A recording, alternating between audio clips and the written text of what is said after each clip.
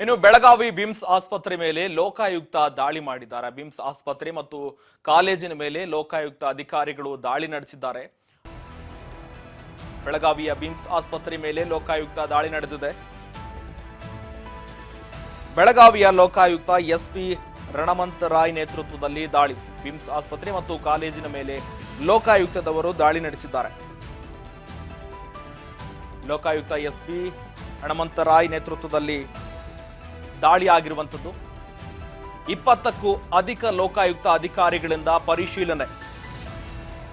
BIMS ನಿರ್ದೇಶಕ doctor Ashok Kumar Shettar ಮತ್ತು ಚೇಂಬರ್ನಲ್ಲಿ ತಪಾಸಣೆಗೆ ಮುಂದಾಗಿದೆ.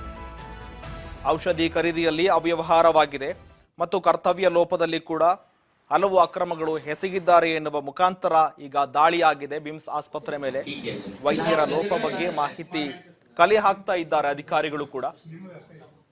ಬೆಳಗಾವಿಯ ಬಿಮ್ಸ್ ಆಸ್ಪತ್ರೆಯಲ್ಲಿ ಜೊತೆಗೆ ಕಾಲೇಜು ಸೇರಿ ಇನ್ನಿತರ ಕಚೇರಿಗಳಲ್ಲಿ ಇರತಕ್ಕಂಥ ಅವ್ಯವಹಾರಗಳನ್ನ ಪರಿಶೀಲನೆಗೆ ಮುಂದಾಗಿದ್ದಾರೆ ಲೋಕಾಯುಕ್ತ ಅಧಿಕಾರಿಗಳು.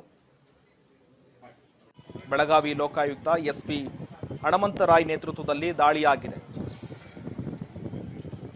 20ಕ್ಕೂ ಹೆಚ್ಚು ಅಧಿಕ ಲೋಕಾಯುಕ್ತ ಅಧಿಕಾರಿಗಳಿಂದ ಪರಿಶೀಲನೆಗೆ ಮುಂದಾಗಿದ್ದಾರೆ. ಹಲವು ದಾಖಲೆಗಳನ್ನು ಕೂಡ ಪರಿಶೀಲನೆ ಮಾಡ್ತಾ ಇದ್ದಾರೆ. ಔಷಧಿ ಖರೀದಿ ವಿಚಾರದಲ್ಲಿ ಅವ್ಯವಹಾರವಾಗಿದೆ, ಜೊತೆಗೆ ಕರ್ತವ್ಯ ಲೋಪದಲ್ಲೂ ಕೂಡ ಹಲವು ಲೋಪಗಳ ದೋಷಗಳನ್ನ ಹಿನ್ನೆಲೆಯಲ್ಲಿ ಈ ಬಗ್ಗೆ ತನಿಖೆಗೆ ಮುಂದಾಗಿದ್ದಾರೆ. ಹಲವು ಲೋಪದೋಷಗಳಾಗಿದೆ ಎನ್ನುವ ಕಾರಣಕ್ಕೆ 20ಕ್ಕೂ ಅಧಿಕ ಲೋಕಾಯುಕ್ತ ಅಧಿಕಾರಿಗಳಿಂದ ಪರಿಶೀಲನೆ. ಬೆಳಗಾವಿಯ ಬಿಮ್ಸ್ ಆಸ್ಪತ್ರೆಯಲ್ಲಿ ಜೊತೆಗೆ ಕಾಲೇಜಿನಲ್ಲಿ